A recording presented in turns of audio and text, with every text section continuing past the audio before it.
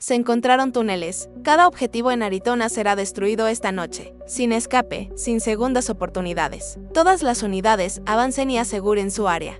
Muévanse las 4 a.m., Arizona. 3 o 200 agentes federales. 5, 500 arrestos en una sola operación. 62 cargamentos de narcóticos. La mayor redada federal en la historia de Arizona.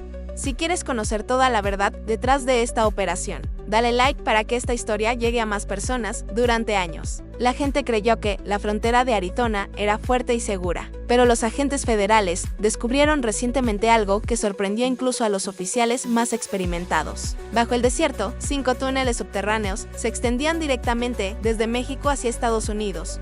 No eran simples agujeros en la tierra. Cada túnel estaba reforzado con concreto, iluminación, ventilación y rieles para transportar cargas pesadas, casi como pequeños túneles de metro construidos en secreto. Al final de cada túnel, los oficiales encontraron 62 grandes contenedores. Cuando los abrieron, descubrieron grandes cantidades de fentanilo, metanfetaminas y paquetes de dinero en efectivo. Cada paquete llevaba las marcas del cartel CJNG, una de las organizaciones criminales más peligrosas que operan en Norteamérica hoy en día, pero lo más impactante no fueron las drogas. Registros financieros ocultos mostraron que algunos agentes de la patrulla fronteriza de IGU habían recibido $480,000 en sobornos en solo 3 meses. Los sobornos se pagaron para permitir que los cargamentos cruzaran la frontera sin ser revisados. Para muchos investigadores, esta fue la evidencia más fuerte de que las redes criminales habían penetrado profundamente en el sistema de seguridad estadounidense. El descubrimiento de estos túneles desató inmediatamente una investigación multiagencial que incluyó a HSI,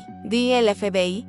Lo que al principio parecía un caso simple, reveló inesperadamente una enorme operación criminal subterránea en el desierto, una tan poderosa que podía mover toneladas de drogas al país y corromper a oficiales juramentados para proteger la frontera, comenta Exponer. Si quieres ir más profundo en el funcionamiento del cartel, a medida que los investigadores federales avanzaban más en el caso, se dieron cuenta de que los túneles eran solo el comienzo. Lo que descubrieron después fue mucho más alarmante: una red de tráfico totalmente construida que operaba en múltiples estados, diseñada para mover enormes cantidades de narcóticos hacia el corazón de Estados Unidos a través de registros financieros, teléfonos incautados y videos de vigilancia. Los agentes comenzaron a entender cómo funcionaba el sistema. El cartel CJNG había creado un canal mensual capaz de mover 2.4 toneladas de drogas desde México hacia Arizona y luego hacia Phoenix, Chicago y Detroit. Esta red no dependía de la suerte, dependía de planificación cuidadosa, sobornos y la corrupción de personal clave en el Aeropuerto Internacional Sky Harbor de Phoenix. La investigación reveló que 5 empleados de carga habían sido pagados secretamente para cambiar etiquetas de contenedores. Este simple acto permitía que los envíos del cartel parecieran suministros médicos o carga prioritaria,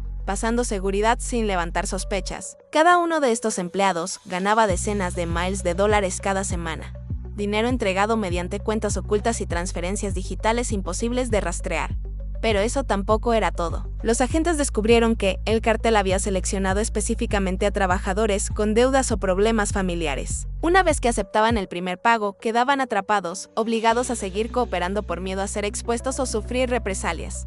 Cada pieza de evidencia apuntaba a una figura central. En mensajes encriptados, fotos de vigilancia y registros de pagos aparecía repetidamente el mismo nombre en clave: el arquitecto. Se creía que era el cerebro detrás de todo el sistema, un hombre que diseñó rutas, sobornos y canales de comunicación con precisión de ingeniero para los equipos federales. Una cosa quedó clara: esto no era solo una operación de contrabando, era una infiltración organizada en la infraestructura estadounidense. Y si no se detenía, millones de dosis mortales de fentanilo y metanfetaminas seguirían entrando a las ciudades sin control. Si esta red te sorprende, comenta así: mostraremos la operación con 3.200 agentes. Para cuando los investigadores conectaron todas las pruebas, los 5 túneles, el flujo mensual de 2.4 toneladas, los empleados del aeropuerto sobornados y la figura sombría conocida como el arquitecto, el liderazgo federal entendió algo. Arizona enfrentaba la mayor infiltración de cartel en su historia. La amenaza ya no estaba limitada a la frontera. Se había extendido a aeropuertos, almacenes, rutas de transporte y hasta agencias de seguridad. Si esta red no era detenida de inmediato, Miles de libras de fentanilo y metanfetaminas seguirían fluyendo a las ciudades estadounidenses cada mes, a las 4:03 a.m. Después de semanas de planificación en un centro de comando seguro, Estados Unidos lanzó una acción masiva coordinada, Operación Desierto Ciudadela. Se convertiría en la mayor redada federal jamás realizada en Arizona, un total de 3.200 agentes del FBI, DHSI, CBP, UDS Marshals y unidades tácticas estatales fueron desplegados en todo el estado. Sus objetivos: 147 ubicaciones vinculadas a la cadena de distribución del cartel, casas de seguridad, almacenes encubiertos, centros de transporte corruptos, apartamentos seguros y oficinas de empresas fantasma. Cada equipo tenía una ventana de solo minutos para atacar, evitando que los sospechosos se alertaran entre sí o destruyeran evidencia.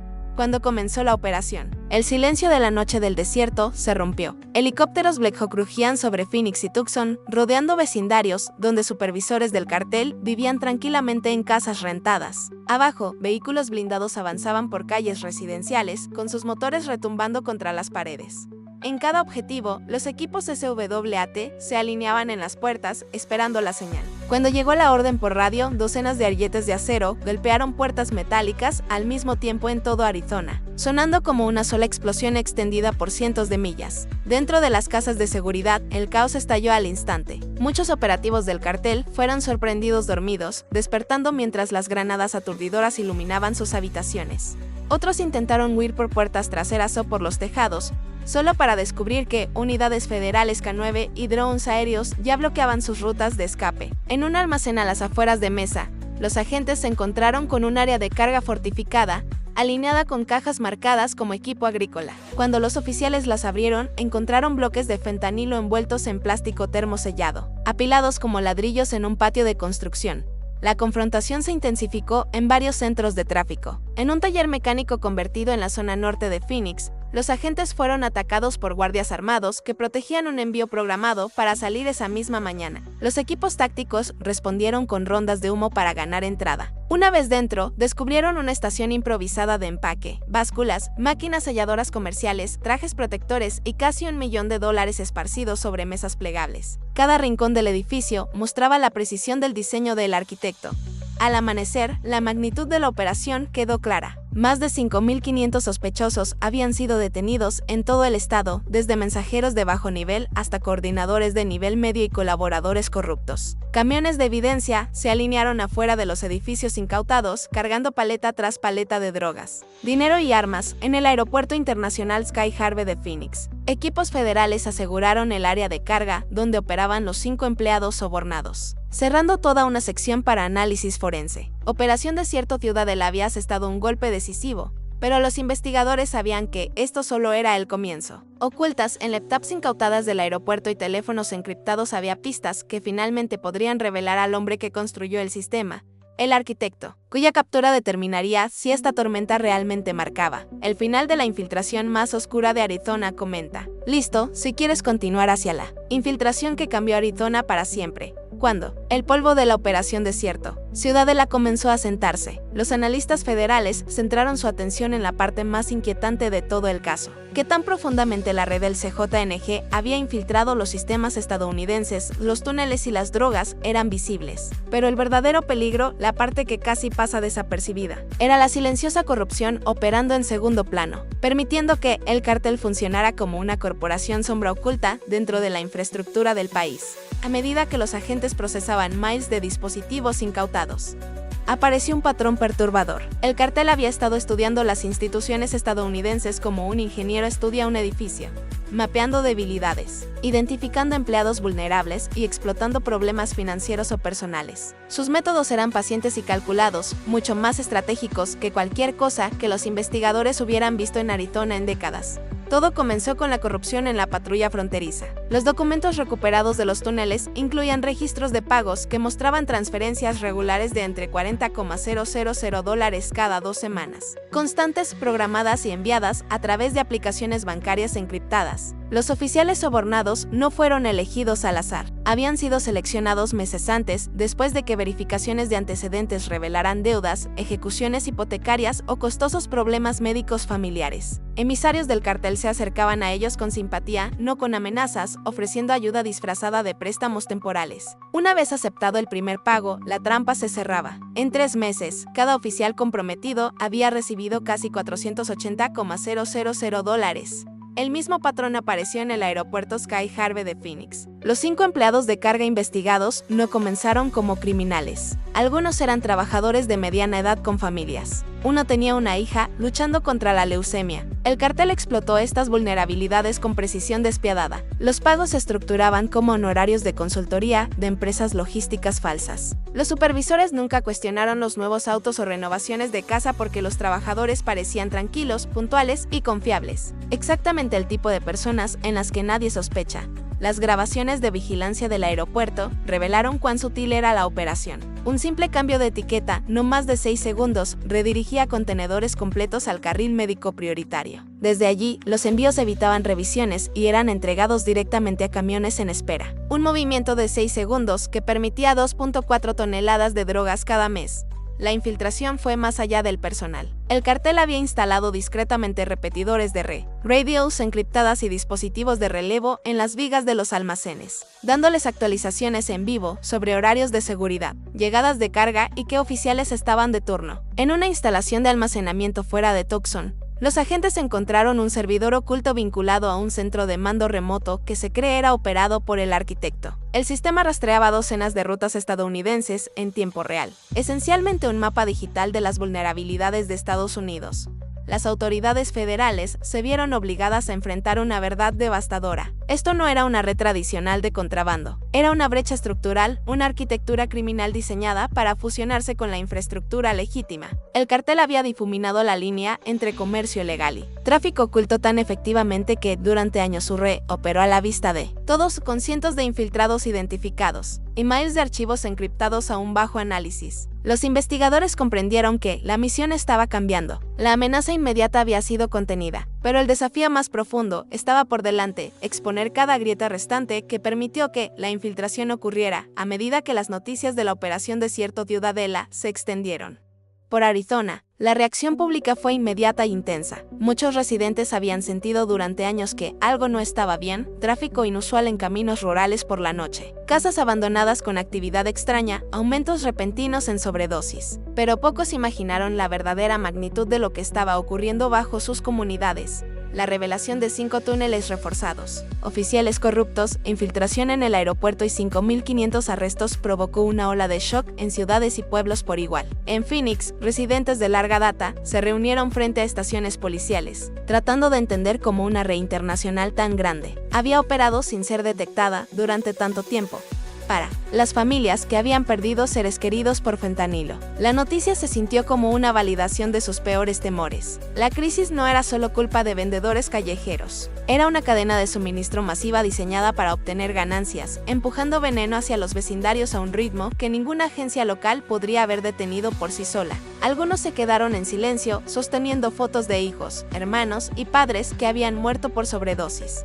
Recuerdos silenciosos de lo personal que esta crisis se había vuelto. En ciudades más pequeñas como Yuma, Nogales y Casa Grande, la reacción estuvo mezclada con ira. Los residentes querían respuestas. ¿Cómo fueron corrompidos los oficiales de la patrulla fronteriza tan fácilmente? ¿Cómo pudieron los trabajadores del aeropuerto operar bajo el radar? ¿Por qué agencias federales descubrieron lo que las autoridades locales no detectaron durante años? Las reuniones comunitarias se llenaron de ciudadanos exigiendo mayor supervisión, comunicación más clara y una protección más visible a lo largo de la frontera y los centros de transporte. La magnitud de la infiltración generó miedo generalizado. Los padres se preocuparon por escuelas ubicadas cerca de rutas principales de camiones. Propietarios de negocios comenzaron a preguntarse si la carga que llegaba a sus almacenes alguna vez había sido utilizada como cobertura para envíos criminales. Los trabajadores de salud comunitaria reportaron aumentos en ansiedad y preocupación entre residentes mayores que ahora sentían que el crimen había estado oculto justo frente a ellos. Las consecuencias sociales se extendieron más allá del miedo. Las cifras de sobredosis, ya graves, fueron reevaluadas bajo una nueva luz. Funcionarios revelaron que, antes de la redada, las muertes relacionadas con fentanilo en Arizona habían aumentado un 380% en solo 2 años. Una estadística que horrorizó a muchos que habían descartado la crisis como incidentes aislados. Ahora la conexión era innegable. El canal mensual de 2.4 toneladas del cartel había alimentado directamente la devastación, al mismo tiempo había una esperanza cautelosa. Muchas comunidades expresaron alivio de que, finalmente, las agencias federales hubieran intervenido a una escala acorde con la amenaza. Líderes locales elogiaron el esfuerzo unificado de la DEA, FBI, HSI y CBP, llamando a la operación un momento de reinicio para Arizona. Sin embargo, también reconocieron el riesgo de un vacío de poder, advirtiendo que otros grupos podrían intentar ocupar el lugar a menos que las autoridades mantuvieran presión a largo plazo. Para muchos arizonenses, la Operación Desierto Ciudadela no fue solo una gran victoria policial, fue una llamada de atención. La infiltración había llegado profundamente a la vida diaria, afectando escuelas, negocios y sistemas gubernamentales. Y aunque los arrestos trajeron alivio temporal, la comunidad entendía una verdad mayor: la sanación tomaría tiempo, y la lucha estaba lejos de terminar. En las semanas posteriores a la Operación Desierto Ciudadela, las agencias federales enfrentaron un nuevo desafío: reconstruir los sistemas de seguridad de Arizona y restaurar la confianza pública tras la infiltración más significativa en la historia del estado. Aunque las redadas desmantelaron el núcleo operativo de la red, los investigadores sabían que el daño estructural, las debilidades explotadas por el arquitecto, permanecían. La verdadera recuperación requería más que arrestos. Exigía un rediseño completo de cómo Arizona protegía sus fronteras, aeropuertos y corredores de transporte. El primer paso fue la creación del Grupo de Redespliegue de Arizona, una iniciativa conjunta liderada por DHS y el Departamento de Justicia. Su misión era simple pero abrumadora: asegurarse de que algo así nunca volviera a suceder. Más de 900 agentes adicionales de la patrulla fronteriza fueron reasignados a la región, junto con nuevos equipos de respuesta rápida entrenados específicamente para detección de túneles y operaciones subterráneas. Estas unidades desplegaron sensores sísmicos avanzados, cables de fibra óptica y drones de mapeo térmico para monitorear áreas donde podrían construirse nuevos túneles. Al mismo tiempo, el gobierno federal aprobó la instalación de 2.400 cámaras infrarrojas en zonas fronterizas críticas, permitiendo detección en tiempo real de movimiento nocturno. Estos esfuerzos se combinaron con una auditoría interna completa del personal de CBP, enfocándose en revisiones financieras, cambios de estilo de vida e ingresos inexplicables. Un paso incómodo pero necesario para identificar a cualquier oficial aún comprometido.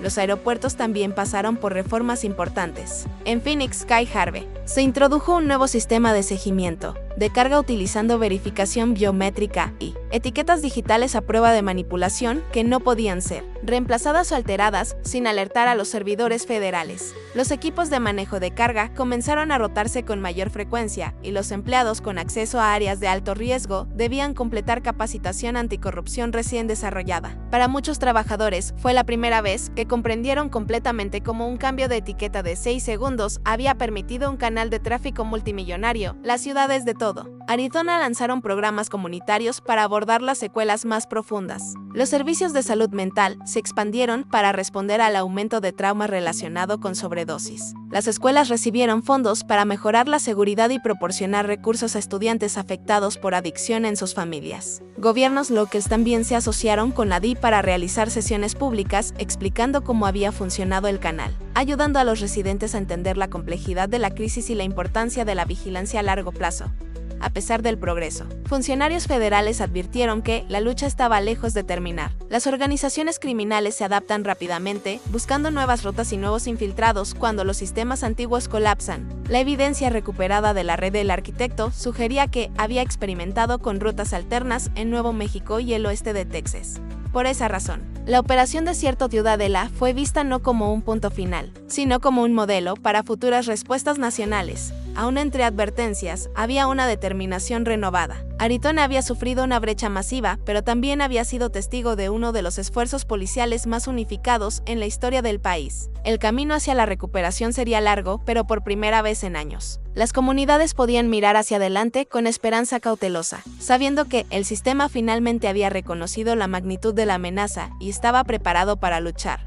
Al final, la Operación Desierto Ciudadela fue más que una redada, fue una advertencia. Los túneles, los sobornos, la infiltración del aeropuerto. Mostraron qué tan rápido puede crecer una red criminal cuando nadie está mirando y qué tan profundo puede llegar dentro de los sistemas diseñados para protegernos. La lección es clara, la seguridad no.